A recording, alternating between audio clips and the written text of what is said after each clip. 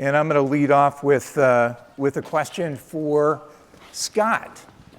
So Scott, your company made a tiny $1.5 billion investment, and you probably wanted, a little bit of certainty around that. So how certain were you that Placer County could meet your workforce needs, and what went into that sort of analysis and thinking? Well, I guess for starters, I want to get to know you better if you think 1.5 billion is a small, tiny amount. I think we could probably be maybe friends outside of here or something. So actually, I would probably say that came in the form. So when the acquisition is in process, there is a phase called due diligence. Bosch was extremely thorough in its due diligence. Part of that was conversations and discussions and exploration. Some of those discussions I was a party to, and I provided great assurance. I've worked in South Placer County my entire professional career, and I provided assurance that this region has a history of being able to supply talented labor, and I didn't see that would change. All right. So it's born out of experience and the fact that there's sort of a culture of collaboration and partnership and actually delivering on. Absolutely, and it's a great opportunity to just put in a pitch to say that we have enjoyed collaboration with Sierra. Well, I want to say Sierra Community College. I want to put that word in there. A lot of times we just say Sierra College. Actually, we used to say I graduated from USC. That's University of Sierra College, but it's really right. I'm an alma mater also. Right on. And but Sierra Community College, this institution, this place, epitomizes that center word. It has. 2007 partnered for math classes on campus at our facility. 2009 collaborated for business writing.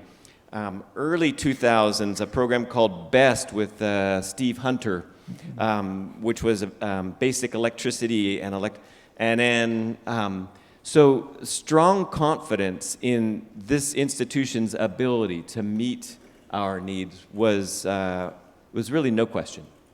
Right on. Yep.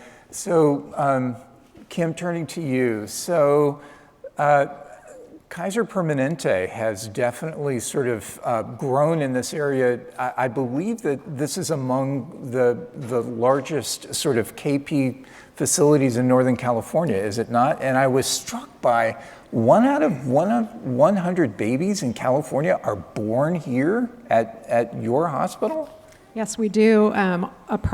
Very close last year, almost hit 7,000 births in the year. That is tremendous. Yeah, it's we're incredibly proud of our Women's and Children's Center. It's the only freestanding Women and Children's Center in Kaiser Permanente, and it's the care that our women get when they're birthing, their children, and we also have a very high risk neonatal intensive care unit if that's needed after childbirth. Which is just incredibly impressive that you have that here, and it's in Placer County.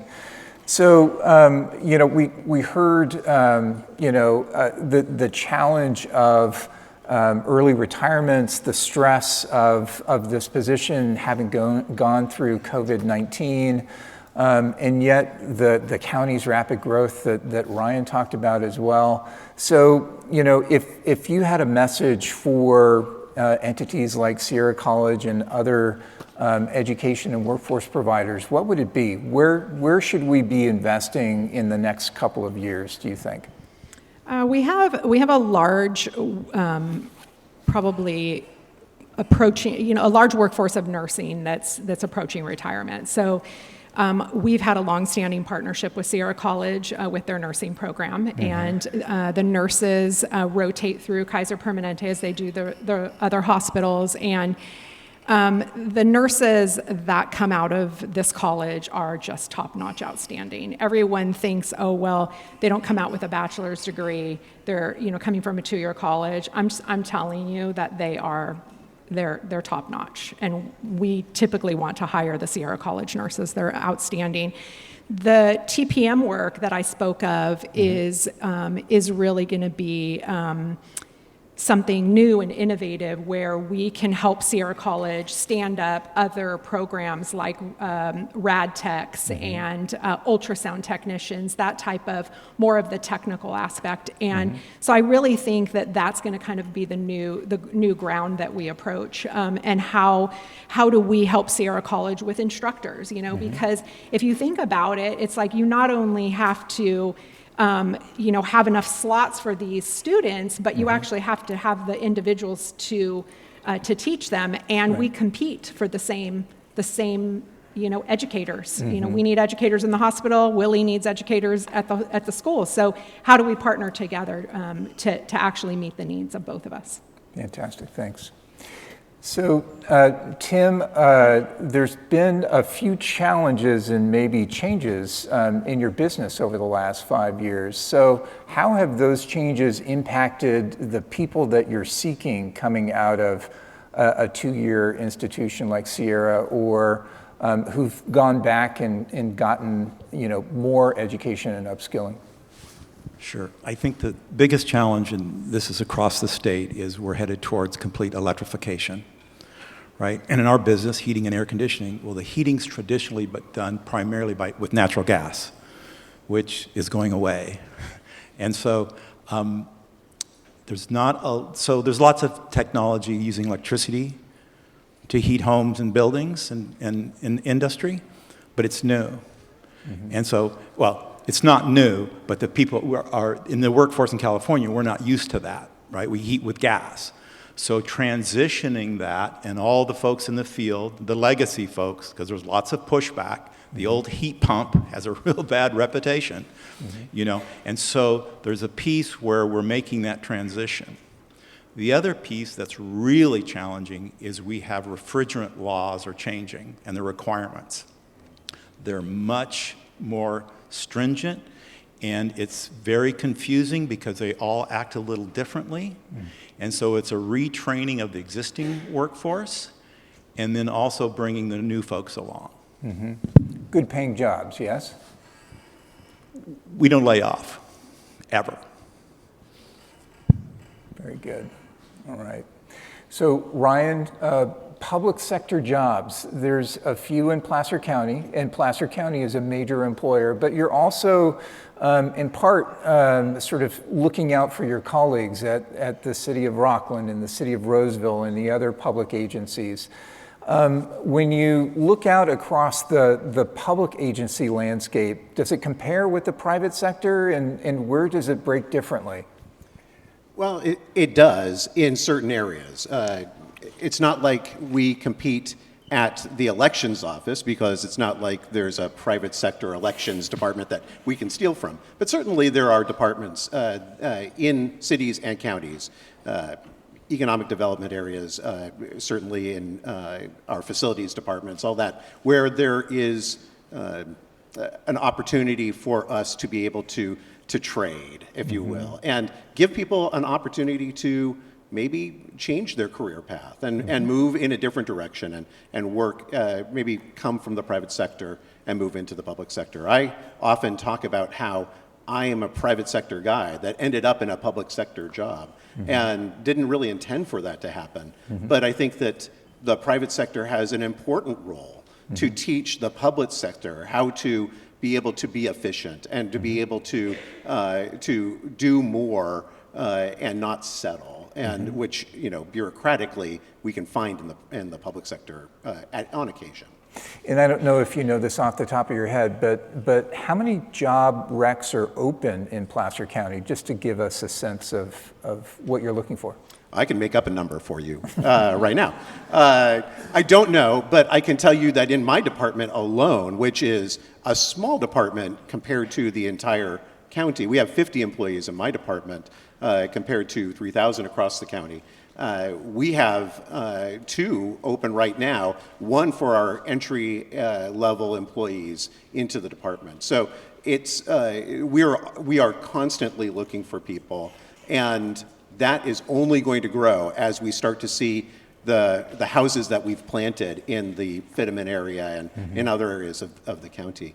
And as babies continue to be born, those birth certificates come to my office to be filed, right, as the clerk. So we actually collaborate amongst our industries up here as well. So. Yeah, excellent. And Kim, maybe a final question before we turn it to the audience. So people might be surprised to know that while Kaiser Permanente is in a bit of a competition with your other, sort of health plans and partners, that you collaborate constantly and very effectively with Sutter Health and others. So how does that show up in the workforce space? It really is around the program that has started at the Roseville Chamber, yes? Absolutely. I would say, my colleagues and I from the different health systems, we actually talk about this quite a bit because I actually saw a huge shift due to the pandemic. So we work together, but yeah, we're competitors. I mean, let's be clear, we're competitors. But during the pandemic, we needed each other. We were forced to work with each other for supplies, equipment, staff. It was not unheard of that during the pandemic, I would get a call from Peter Hull at Sutter, and they were dying on the vine and needed lab technicians. So it forced us into just a whole other level of collaboration. Post-pandemic, and especially with the TPM work, we're all faced with the same challenges, right? And our staff actually work oftentimes at more than one of our facilities. So, a nurse might work at Kaiser Permanente full-time and then be a per diem nurse at Sutter right down the street and work there on the weekend or moonlight at night shift. Wow. So we share staff. They go back and forth quite a bit. And they're friends. And a lot of our staff actually that work at our medical centers are they're residents of our community, right? So this is where they grew up. This is where they want to work. This is where they want to have their families. So it's important that we work together. And I'm very, very proud of just how we can set aside the competition and really do what's right for the patient at all of our medical centers. Fantastic. So why don't we turn to questions in the audience? Josh, it looks like you have someone with you. Hello, my name is Jay Ross, and I sit on the school board of the Auburn Union School District. And what I've noticed is that we're actually paying a lot more than we should be for contracted services. And Kim, this may apply to you a little bit more than everybody else, but are you finding that, especially with your nursing, is there a competition between contracting nurses and then outright employing nurses? And are you seeing any kind of increase in contracted work? Well, I would say that during peak season, so for us, the winter months brings a lot of respiratory infection, and so we see a spike in our volumes. We also saw it, of course, during the pandemic when we had, 120 more patients than we normally do in every nook and cranny of the hospital. That forces our organization to really pre-plan for contracted nursing. We also use some contracted nursing basically as like a replacement for like nurses that are on a medical leave or, in general staff that are going to be out temporarily. I would say that I'm fortunate to work for an organization that has very high salaries. So it's very comparable to the salaries that we pay to contracted nurses. I get, people stop me in the community all the time. How do I get a job at Kaiser? How do I get a job at Kaiser? So it's, we're fortunate in that respect. But yes, we do use contracted nursing, but probably, not any different than any of our health systems. Okay, next up. Is it on? Good morning, and thank you for today's presentation. Vivian Hernandez-Obaldia with the Department of Rehabilitation. something that we do is we work with people with disabilities, and in our efforts, we help them market their skills, become more prepared to enter the workforce. And my question to all of you is, the challenges that we face are the lack of awareness around how to work with people with disabilities, and I'm speaking to the spectrum, from developmental disabilities, physical disabilities, and I wonder, how are you preparing those managers, those supervisors that are in the hiring positions to be more sensitive, to be aware that people with disabilities are instrumental. People with disabilities are prepared to enter the workforce in a variety of ways. And I'm just wondering if that is a conversation that you're having internally, and how do you open up the doors for that particular population so that we can create a more diverse workforce? Mm-hmm. Well, I'll go first because it's easy for me to answer that question. Being in the public sector, we have to be sensitive to those needs, and the state requires us to make sure that we provide training to our employees for people that might have disabilities of all across the spectrum that we might interact with at a vote center or a polling place, and the county does have us be sensitive to those needs for employees in the county. So we're already in that spectrum. We're already working in that field. So it's something that is already ingrained for the county, and at least in the offices in which I work and collaborate with. Mm-hmm.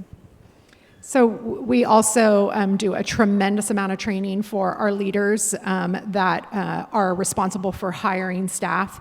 There is a great deal of sensitivity training and just preparing those managers, especially our management team that have entry-level positions. And I think sometimes when you think of a hospital, you think doctors and nurses.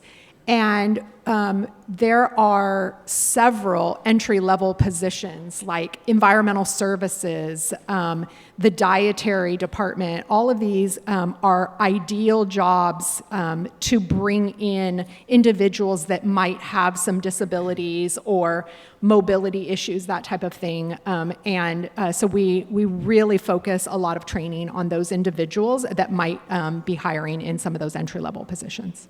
Great. So let me make this comment. Air conditioning people live on ladders, right? It's very challenging. And we have a very strict safety program based around ladder safety. And if you don't take the online safety ladder, the CEO calls you. That's how critical it is. Conversely, like I said before, moving to electrification, buildings will become smarter. And we have a whole team that sits at desks in front of computers and monitors buildings. And over the next 10 years, as we transition to electrification, buildings will have to act differently at different times. So I think there's plenty of space, and we're aware of that, and we appreciate that challenge. So I would have to say that before Bosch acquired our facility, we had not been much in a hiring mode for quite a few years. We had actually been in probably a scaling back mode. The site historically has a strong track record of paying close attention to diversity and inclusion, which of course anybody that has a physical or mobility disability is included in that, in our definition of diversity.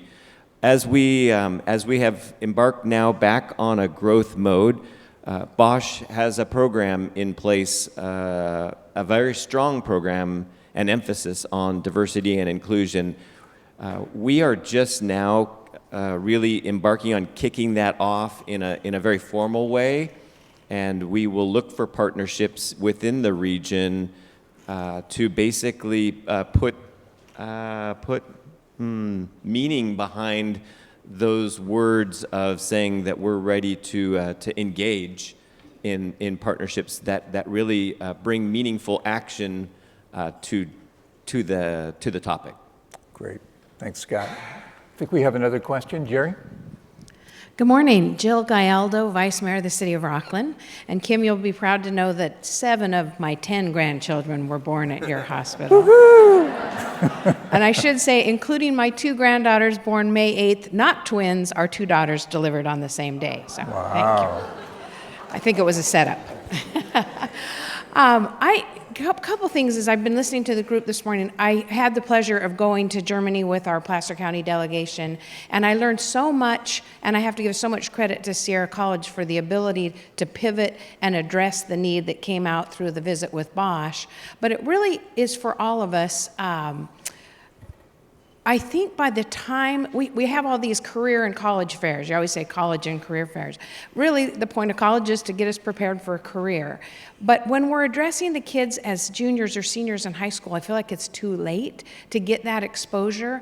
I don't know if I'm going to be good mechanically if I don't have that opportunity. And I keep thinking, could we have not a bookmobile type deal where you guys come out to the schools and hit the freshmen classes or any group to see what kind of ability or interest they might have and help us get past the social piece of, oh, you're not going to college necessarily, you're going right into a career. Because I think with both the parents and the students, that is an issue that we face. Okay, Kim, Tim, Scott, Ryan, roadshow.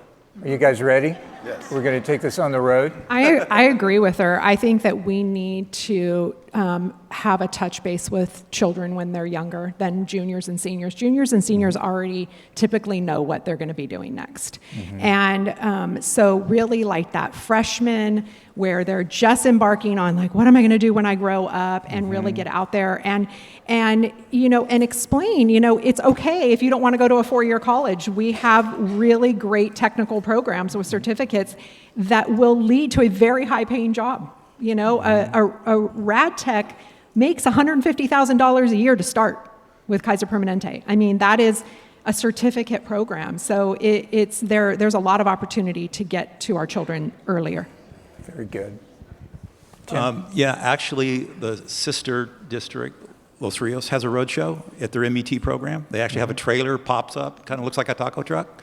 Okay. And we've taken it around to the air shows, right? And it's very effective and have integrated hands-on stuff, so people can go, oh, yeah, this is what copper feels like.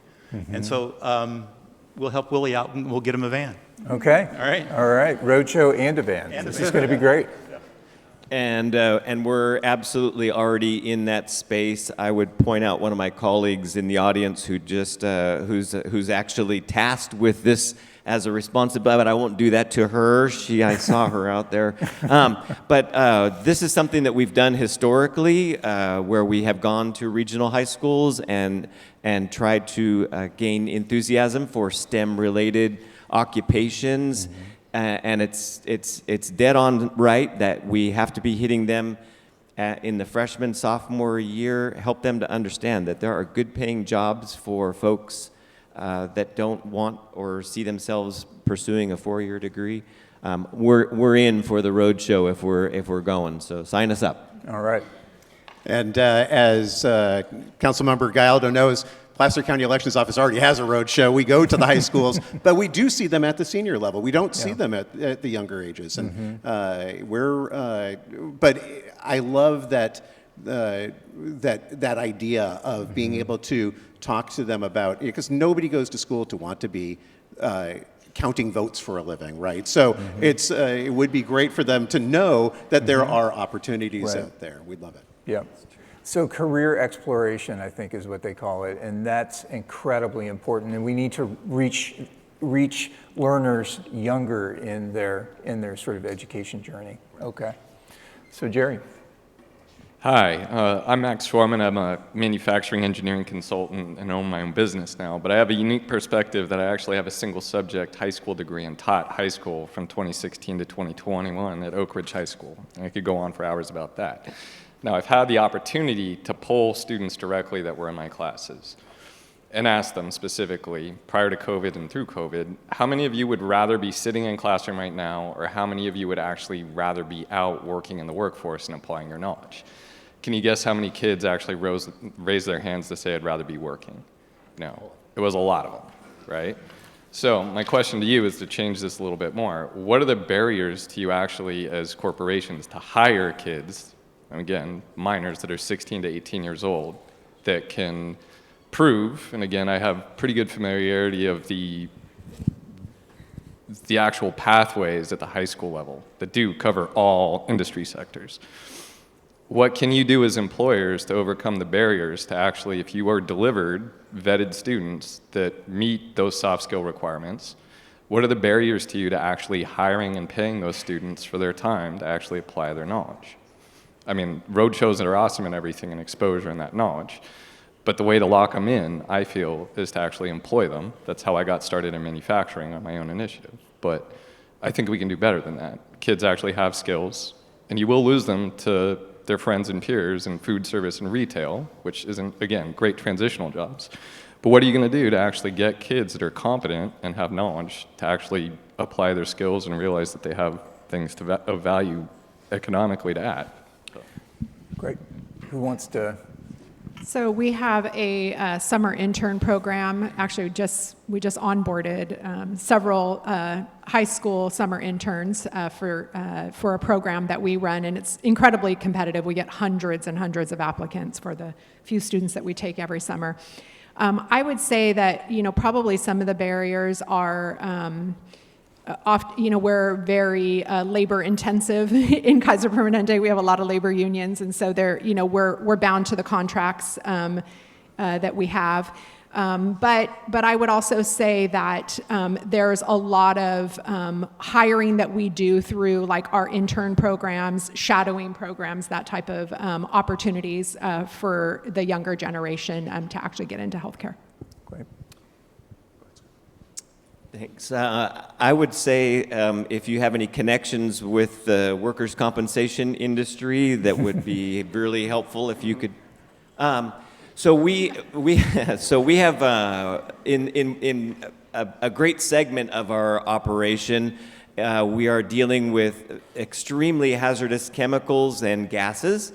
And they will, basically, we cannot put folks that are younger than 18 in some of those workspaces. Where on the office side, which is not hazardous, we have had success in bringing interns in. In fact, just this last year, we worked with Wood Creek High School and had a student in a CAD drafting position, and he did fantastic. So I agree with you that is a very powerful way to lock students into your organization by making that tangible connection. Very powerful. Yeah, I'll echo some of that as well. One of the things that we find, I think, in the county is that a lot of the younger people that we're hiring come with no brand loyalty anymore. They don't hire for a 30-year job. And so if we can get them younger as an intern, which obviously my speech was all about the fact that we've been having more interns and been very successful working with Sierra College on internship programs. If we can give them that exposure to how great it is to be able to get a county job when you're young and work in the county for a long period of time, where the benefit is realized the longer you stay with the county, then I think that it would be very beneficial to those industries that are really utilizing those interns. So we're fully on board, and we'll go talk to the Department of Labor and Rehabilitation. Let's work on that. Yeah, I'll be the contrarian here. All right. In Finland, kids don't start school till they're 7. And I think there's a time in development, and I'm not a child development person, but we need more creativity. They need time to fiddle. They need time to learn. They need time to grow up. And putting them in a box is the worst thing that we can do. And so then, and on the other end, everyone's working longer because you have better health systems. So that time for creativity and exploration is critical, because once it's passed, it's passed. And like I said, you saw my slides, we need people that can think outside the box. So yes, we'll do one question here, and then I have one wrap-up question for you. So please. All right. Good morning, everyone. My name is Jen. I work at Chappaday Indian Health, which is a small not-profit community health clinic. We're about 300 strong and growing, and adding a new clinic in 2026. And so, Kim, my question was for you. You talked a little bit about your pathway to growth and workforce development, and I was curious what advice you have for health centers or other panel members for smaller businesses who may not have the resources of larger companies, for us to also be able to grow our workforce and help impact future employees. Thanks. You know, the way I look at it is the large health systems in our county are going to set it all up so that you can then tap into it, because we need you too. You know, like it's not just about like the large hospitals. We have all these nonprofit, health providers. And so the way I see it with TPM is that we're going to set up the program so that then we can pull all of our nonprofits into it. So we need all of our nonprofits. Thank you. Okay. So I'm gonna ask you this question. It has come up a couple of times, and it would be important for us to sort of cover this, the topic of soft skills. So you've heard Lance sort of describe it as looking people straight in the eye and showing up on time, but it's more than that, right? It's also 7-step problem solving. It's effective communications. It's thinking outside the box. So can you tell us a little bit more about where that fits? Are you finding people coming to you out of high school and community college with those skills? How much, extra training are you doing in the soft skill space? Anyone want to take that one on? My favorite topic. Okay. It's one of the most frustrating parts of my job is even with my own employees. I'll give you an example. I walked into our pharmacy a few weeks ago, and one of our, salespeople at the desk that sells the prescription had a Snoop Dogg sweatshirt on, and I'm like, oh God, and it's like that's not our brand. It's not what I want a member or a customer to see when they walk into Kaiser Permanente is Snoop Dogg. Mm-hmm. So it's something that we're working on, and it's really just like a cultural shift about like how do we show up, and so you can talk about like employees that you're hiring, and we have really strong processes for interviewing and hiring, and all of our interview panels and questionnaires are all behavioral based. So they're not really about like being a rad tech or being a nurse, the actual technical skill. It's more about tell me a time when mm-hmm. and we want like actual behavioral based answers to that. And so you can weed out a lot of individuals that way. The challenge is with the actual workforce that we have, like our employees who have been Kaiser employees for 30 plus years. And so we're really just working on kind of rolling out service values and behaviors that we're looking for. When you're walking down the hallway, you're going to make eye contact with the individual. You're going to say hello. You're going to smile. So we're doing just a tremendous amount of training and kind of resetting expectations because, honestly, the pandemic, and I know we talk about it a lot, but it really did affect the way that people behave and show up. And we have a serious problem going on with the mental health of our community, all the way down to very small children. Mm-hmm. And it's, we have to kind of reteach people how to behave. Mm-hmm. Mm-hmm. So it's a subject that's near and dear to my heart, has been for at least probably the last 20 years. I've been trumpeting a story. Well, I'll tell you that in my professional life, so 40, I know I'm really old, so 40 years of human resources, I cannot think of a single instance when I terminated somebody because they had poor technical skill. and I've terminated a lot of people. Not bragging about that, just saying that the faults have been in this performance or soft skill area. So I've been trumpeting that there's basically 7 pillars that are needed: math, decision-making, communication, problem solving. I've got that list, and every opportunity that I get, I basically go out and trumpet that if a person comes to the workforce and doesn't have these 7 pillars, they will fail. And unfortunately, we do spend some time focusing a little bit too much emphasis on technical skill. Learn this technical skill. Tell me how to make my cell phone work the way it's supposed to. Oh, I'll do that. And there is a problem-solving aspect to that. But I just think that we really need to get back to paying a lot of attention on development of those 7 soft skill pillars that I've been speaking about for a long time. Yeah. Okay. Well, when somebody brings their mother to the interview, I'd say, don't hire that person. There are a lot of, in my office, it is very critical that we have people that that come with those soft skills.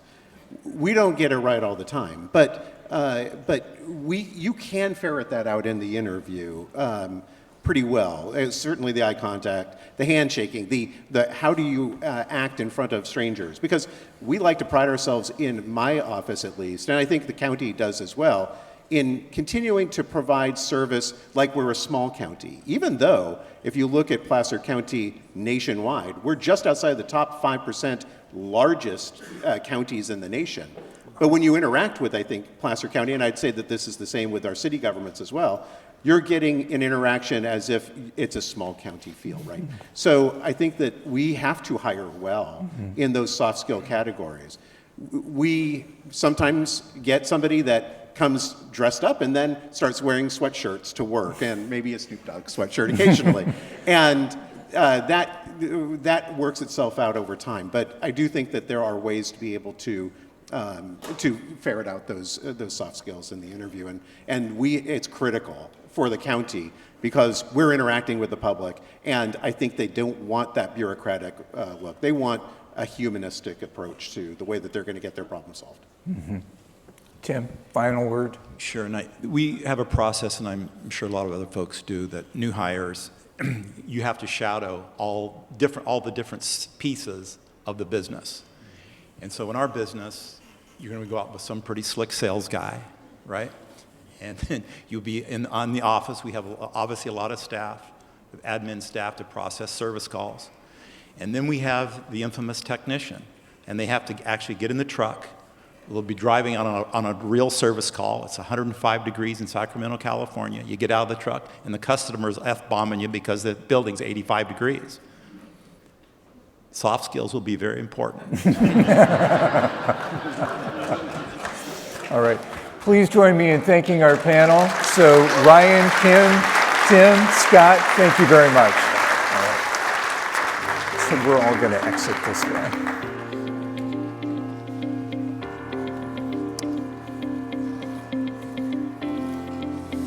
So you might be wondering a little bit about, well, there's sort of a theme of collaboration, but also partnership. You might also be thinking, I have a workforce problem, and how do I sort of tap into those resources? So joining me up on stage, please join me in welcoming Amy Schultz. She is the Dean of Continuing Education and Technology for Sierra College, to tell us a little bit more. So Amy, please join us. Bill. Well, welcome everyone. We are thrilled to have you here today at Sierra College for this important conversation. My name is Amy Schultz. I'm the Dean for Career Continuing and Technical Education here at Sierra College, which basically anything having to do with workforce kind of falls under my plate, and then I find the right person or the right team to address those workforce problems or challenges. So this last panel was a great example of real life workforce challenges that we worked with at Sierra College. They were all very different from each other, so it's really case-by-case basis. I would encourage, let's start a conversation. If you have a question or a challenge or workforce, and it could be anything from as small as like, I have this one position that I need to have filled, come talk to me and I can refer you out to the right place. Or it could be something like with Train, they needed a whole new program, facilities automation, that we were able to develop in partnership with them. So case by case. And the other side of the situation is the students. In this last panel, Monique Brown, who's our Sierra College entrepreneur in residence and also co-founder of the Growth Factory here in Rocklin, she leaned over and she's like, "You're going to need more students." And she's not kidding, we do. So we have some amazing workforce opportunities in Placer County and the region as a whole. And we need to make sure everyone is aware of these opportunities. If there are people that are underemployed or underskilled and can come in for some upskilling and go into a new career in healthcare or manufacturing or IT or public service, there's a lot of opportunities there that people might not be aware of. And it starts in middle school, at K-12 level. So really helping to get the word out about that. We also, I know today we have a lot of community partners here, community-based organizations like Health Education Council that are working with populations that could really benefit from this workforce training. So it's really on both sides of the coin. We have employers that have needs, and then we have residents that could really benefit from what we have to offer at Sierra College as far as upskilling and retraining or finding new careers, and then getting in with the right careers here in our region, and especially Placer County. So we're really happy to have you here today. Thank you for your time today and your partnership, and we're excited to continue the conversation. Join me.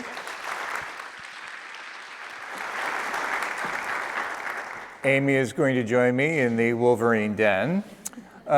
So now we're at a point where we want to continue the conversation, and we want to hear from people whose job it is to work with the business leaders and the organizations that we've just heard from. So in addition to Amy, I'm going to invite out on stage Gail Garbolino Mojica, Evan Schmidt, Rana Gadan, Barry Broom, and Ava Keck to join us.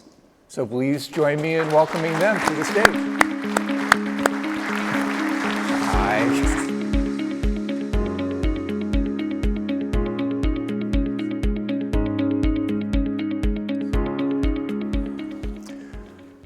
Okay, Barry Broom, we're going to start with you. We've heard that, there's 45 minutes, so I'm going to tease you a little bit. We need to leave, space for everyone. 3 minutes for everybody else? Yeah, exactly. I meant combined. I don't mean each. I'm not that generous. All right.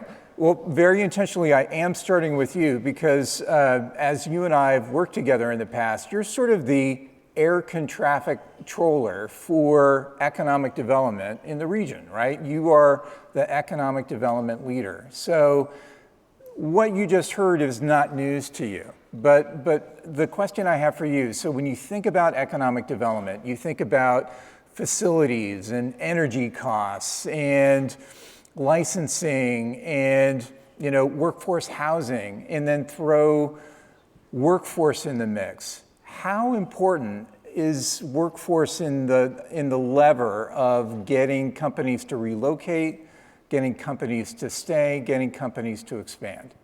Yeah, thank you, Bill. So obviously you got to have body counts. So one of the things that's working for us, by the way, we're number 2 in the U.S. in job performance right now in the United States of America, Metro Greater Sacramento. So give yourself a round of applause. We were the last community to recover from the Great Recession in the western half of the United States. So this collective action model has really flipped a switch, and no one is doing a highly sophisticated technical job as well as Sierra College. So shout out to Willie, shout out to all the Sierra College folks.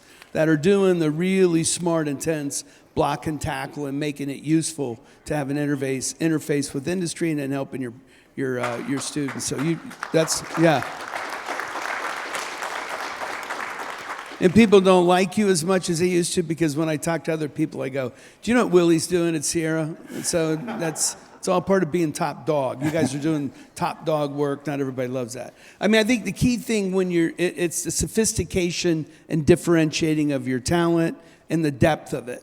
It's also your ability to attract that talent. So one of the things that has been fortunate for us with Bosch is we're now a big player in the zero emissions vehicle platform, because Bosch is a enabling technology for the entire zero emissions vehicle play. So now you have other companies coming in because of Bosch, both German and technical. So the key thing is you have to prove that you've got available talent, trainable talent, but then you have to have a really unique differentiating expertise. And that's starting to manifest itself in battery technology. So what we're finding out, so we have 5 significant battery deals in the market.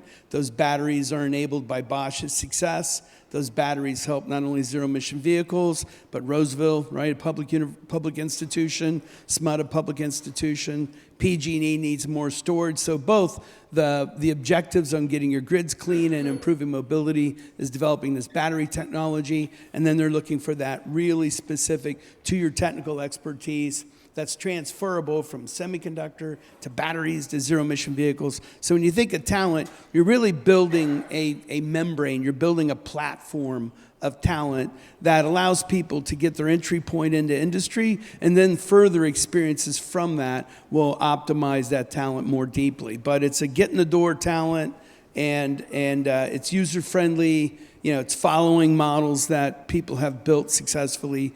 And that's the big advantage we're having right now. We're 26 more times innovative than the U.S. market in semiconductor space, with Solidigm, Bosch, Samsung, and now Intel expanding. 2 more semiconductor R&D centers are going here, and then Solidigm will go public in 2 years. SK Hynix has put $9 billion into Solidigm.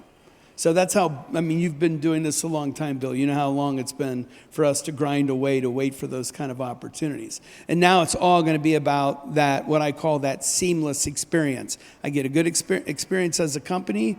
I get a great access to power. I've got capital markets. I've got a big market in California. California is an international market. We went to Germany. Now we're going to Korea. And man, it's a hedgehog play if you've read Good to Great. They produce this sweet spot precision tool to your technical expertise. They follow German apprenticeship models, which is what Willie's doing with Bosch, which is the most respected apprenticeship model in the world, most emulated apprenticeship model. It's being emulated here at Sierra, and people are going to be able to look at that right away and go, I know I'm going to get the right people out of that model. So it's a lot of things, and then you can't fall short on any of them. And then the differentiator here is product development and technical talent in Greater Sacramento is better at product development and technical talent than you're going to find in Texas and Michigan and Florida. They're going to be cheaper, but if you're designing and building a product, that technical talent is the greater value proposition. When you go do mass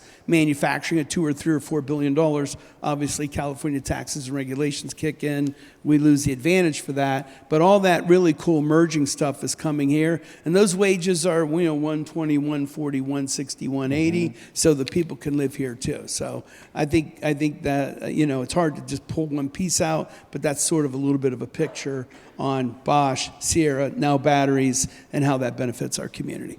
Barry, thanks. Appreciate that. Ava, so you and Gloria, so bringing it closer to home, you're working with companies, you're listening to firms and business owners. What are the top 2 or 3 things that you're hearing from them right now? And sort of reflecting on the last panel, anything surprise you? I would say, of course, the main thing is workforce, right? I mean, everybody needs quality workforce, but then also not just that talent that currently exists, but they want to see that there is a pipeline, right? That they can look at the first grader and think, okay, in 20 years, that is going to be a highly skilled worker, right?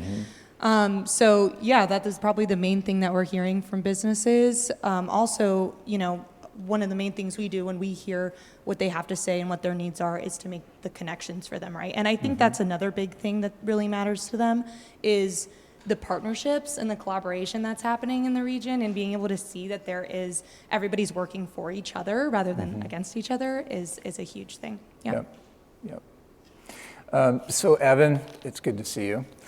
And so I'm wondering from your standpoint, working for Valley Vision, sort of a regional research and action organization, one of the jobs that you all take on is listening to employers. Can you tell us a little bit more about not only maybe a reflection on what you just heard from healthcare and public sector jobs, but also what you're hearing from the region?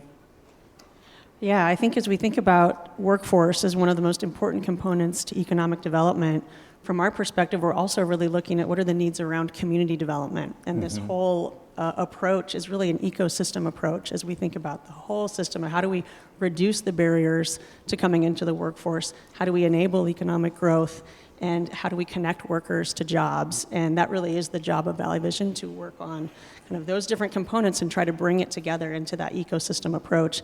The state of California right now is investing millions of dollars into regional economic development with a real emphasis on sustainable and inclusive economic development, and an ask of our regions to really focus on disinvested communities. And so a big part of our listening has been those connection points of how do we ensure that those communities that have been left behind in the past are able to access high quality jobs that are going on in our region. So I think that piece of having specific sector strategies that look at our most high potential sectors that represent large pieces of our market and also give us opportunities to grow. So that speaking to healthcare, to manufacturing, to construction, to research and development around ag tech and med tech. So really thinking about how do we create those connections in those high potential industries, and how do we reduce barriers to communities. And in that vein, we really have to listen to community and also listen to employers to make those connections. So Rana, we heard the word pipeline, and Kim from Kaiser Permanente talked a lot about the TPM program. Can you take us sort of a step further, describe that program and why it was important to the Roseville Chamber and maybe to you personally?